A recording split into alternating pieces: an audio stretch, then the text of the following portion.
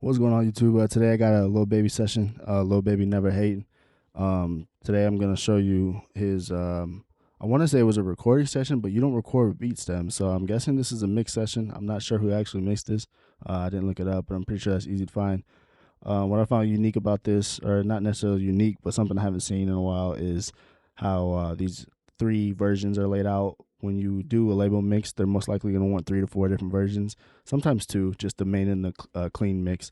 But usually the instrumental and the acapella vocals as well is something that they may want. But let's go ahead and jump straight into his vocal. I will play a little bit of it, but due to copyright, I'm not going to play the whole song and the whole beat and stuff like that. So we'll see if we don't get a copyright strike on this. But this is what they're doing to his vocal in the beginning. Dipping some low end, dipping some 500 and around some 7K. So, and then this is an API 2500. Usually seen this on buses, like drum buses or masters and stuff like that. But using it on his vocals, they're increasing a couple dB. Looks like 4 dB of the volume. So just play this real quick, see where it's hitting at. And I'm gonna mute the other plugins behind it. Brody say he working, but the bricks then went down some. So you see where it's hitting at real quick. This is our comp. Obviously, they're using electro and warm, and then a little bit fast tack, fast release. Let's see where this is hitting at. Brody say he working, but the bricks then went down. Looks like they have 2 dB of gain reduction. Then they have a Q10 here. Looks like they're taking out a lot of low end. I don't know where this 30 is. If this is accurate, you don't really have anything down here. Maybe there was something rumbling. Maybe, I don't know, hit the mic or something, but could have been so much extra stuff in the main recording. Then they added some air. Then an S1 imager, give it some width. Yep. Oxide. Don't have this plugin. It's a saturation plugin, is what it looks like. Tape saturation. Actually, I have the demo running, so we'll play that real quick. Brody say he working, but the bricks then went down some. They handle the business, I do not go around them. So it gives it a little pop. They have a gate on here, and then they have a de-esser. Brody say he working, but the bricks then went down some. And then they have some sends. They have some reverb sends, and I think they're just reverb. Yeah, just deverb, reverb, plates, reverb, very basic stuff. And then a saturator. What are they using on the saturator? Lo-fi, 0.5, 0.5 as a send. I've seen that a lot. That's an old trick. And then half delay, double flanger, regular stuff. Nothing crazy. Nothing crazy for the song. Doubler. All right, and then Auto-Tune Pro. This is what his Auto-Tune looks like. They're using soprano at 11. And then Pro Q3. I don't think it was being used because it was on compare. So if I take it off compare, yeah, I'm not sure if this was being used, but if they were, they were trying to reduce some resonance and some high end, some air. But that's his. Hook is basically the same thing. You know, kind of, if it's the same artist, you kind of leave it the same way, but adjust it as needed just to make it sound different. And then let's see, Young Thug's vocal is already mixed. And here's Baby's ad libs. They have an oxide on here again, EQ, AP. It kind of looks like they just dragged down the same plugins as well, but they use this vintage exciter that I've seen being used a lot. I never used this. I never really liked it, but yeah. Here's his ad libs. They threw an NLS channel and they actually increased the drive 2 dB on spike, and then used a vocal writer using more auto tune, which is I do as well. They're at 4, and then they're panning it using auto pan. Pretty simple. Echo Boy on here is for the woes. You don't really hear them much, but yeah.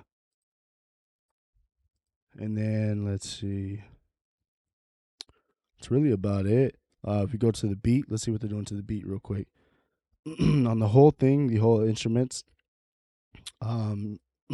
they're using tape saturation, and they're using the J37.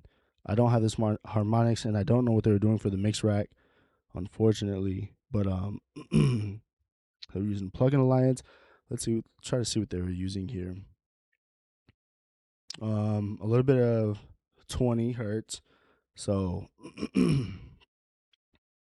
little bit of low pass filter or high pass filter. And then they're using anything else on here. I'm trying to see. Compression. It looks like the threshold's at 12. So they're compressing on here and they're limiting. Is that right? That's what it looks like. And then they're using this analog mode. So they're doing quite a bit with that. This reminds me of something his engineer Tilly would do. Maybe Tilly mixed this. They're using EQP 1A for the 808s. They're using a thumper send, and that is probably, let's see if we can find where that's at. Where's this thumper? 808 thump. What's on here? Black box and R bass as a send. I like that. Pro Crew 3 using a little bit of EQ down there. Soft clip, or I mean the standard clip, which is a soft clip. And then R bass again.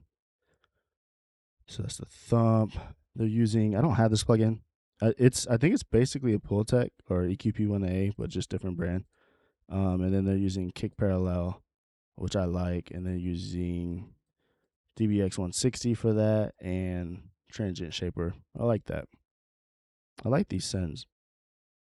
And then in the clap, they're using black box. I haven't seen that before. I haven't seen this before, actually, this H comp.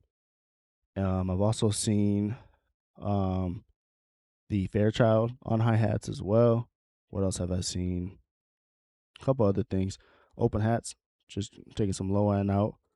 And then this little tinker sound. Looks like they're using analog stereo mode. I want to test these plugins out. They look kind of like vintage. This Focusrite. I want to see what they sound like. I might do that in my next mix.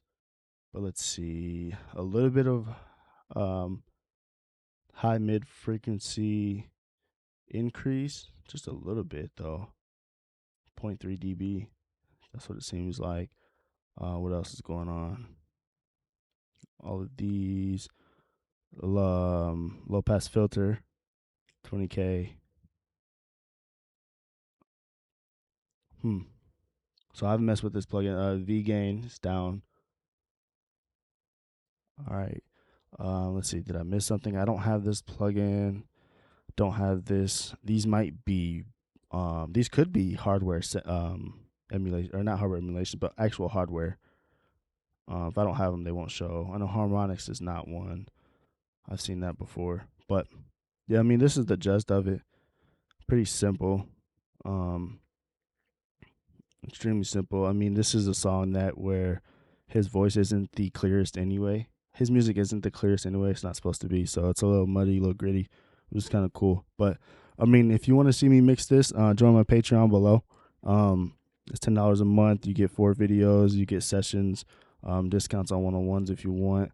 And if you're an artist, you can get discount on mixes as well. But I'm mixing this in my own mixing template, my own session on my Patreon. So if you want to check that out, go ahead to the Patreon, and then you can drop your email, and I'll send this to you in the Patreon as well. But yeah, hope you guys were interested in this one to see what his plugins were, the order chain and stuff like that. Lil Baby Never Hatin' was actually pretty fire. It was a good song, so that's pretty cool to see. But yeah, I'll see you on the next one. I'll drop a mixing video of an unsigned artist pretty soon, and then I'll continue adding weekly to my Patreon as far as videos and stuff. Don't forget to join the Discord to stay up to date with stuff and kick it. I think I'm doing a mix competition. I'm just choosing a session right now, and then I'll announce it, and then I'll announce the prize as well. So stay tuned for that. Don't forget to join Discord below, Patreon below. Peace.